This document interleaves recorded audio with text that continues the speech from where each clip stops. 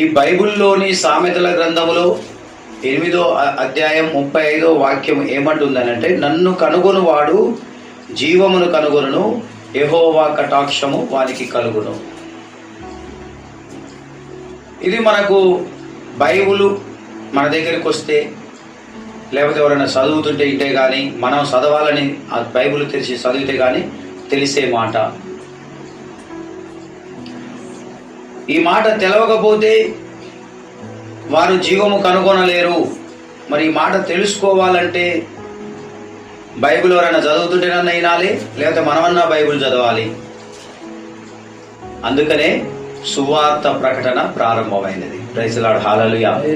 బైబిల్లో ఉన్న మాట మీకు తెలవడం కొరకే సర్వ సృష్టిలో యేసుక్రీస్తుని గురించిన సువార్త ప్రారంభమైంది. అంటే చెప్పడం, యేసు ప్రభు గురించి ప్రకటించడం ప్రారంభమైంది.